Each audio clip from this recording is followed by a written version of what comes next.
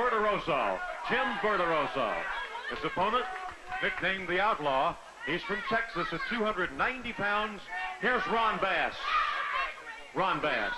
Okay, Ron Bass against Jim Verderoso.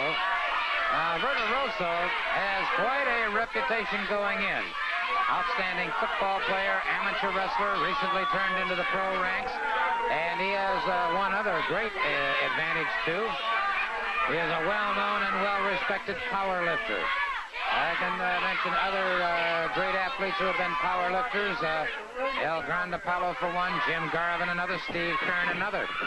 So Verderoso in some fast company, but wow!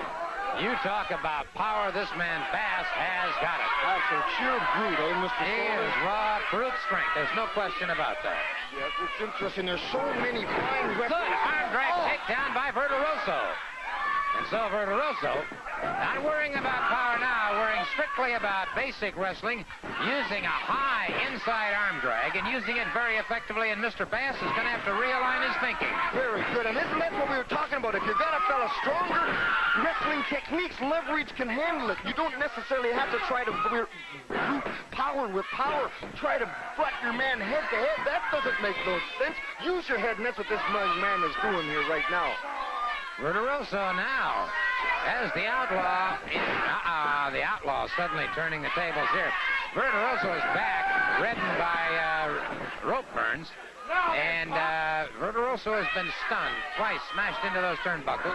Bass now the forearm across the chest. It has Verderoso in trouble. Bass is a tough one. That's one thing, even though this man had a hold on Bass, you're just not going to knock Ron Bass down with one little hold like that. It's not like the Armstrongs. Now, you got your national tag team champions, you put him on like Mr. Armstrong, a racehorse. Well, isn't that fine and dandy? You ain't got a racehorse here. You got a Clydesdale in there, brother. You got someone who's going out there to work and pull wagons in Ron Bass there. And that's what it takes, I think, to win wrestling matches. And I know. What do you, Mr. Sir? Well, I say that Ron Bass right now is beginning to dominate the situation with Verderoso, and it is Verderoso in trouble now, as Bass has been headhunting throughout most of this match. And if he can short-circuit, of course, the operation of the brain, cause a stun long enough to get that count of 3, then it's going to be all over. And Verderoso, well aware that backfires to the midsection. Bass catches him in the back of that, and Verderoso, you could tell that punch to the midsection that time did not have authority. Oh, he's taking some out of this young fella for sure.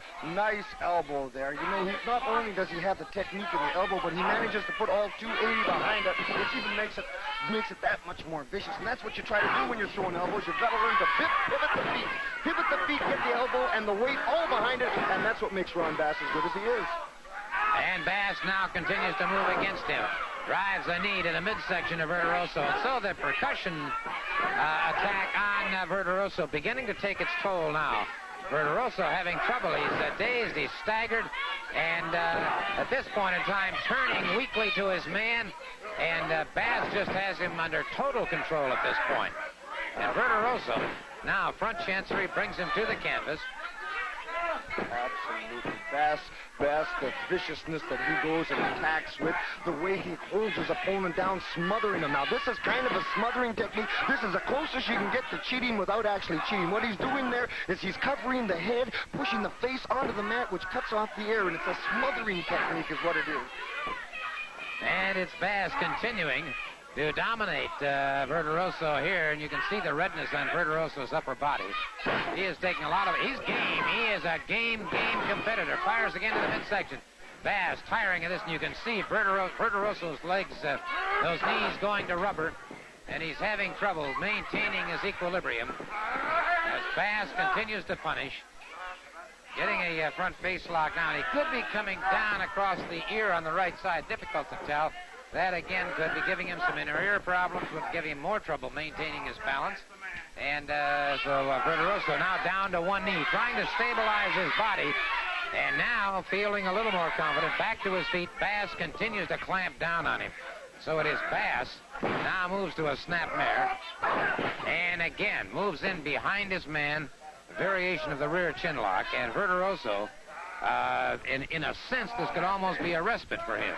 Absolutely. Maybe a chance to catch his composure. Now, you notice on the side, the red on the side, where Bass has been hitting him. Most people think the idea is to hit in the stomach. It's not. It's to hit to the left, a little high, trying to catch the short ribs. You want bone against bone. Now, one thing Bass could do here is if he could stick his knee in the middle of his back, he would take the man's balance away, and he wouldn't be able to get up like that. But that's a small point. Bass is strong enough to be able to handle it anyway. Myself, I would stick the knee in the middle of the back. Consequently, all my weight would be on him, and he would lose his balance, but he's made.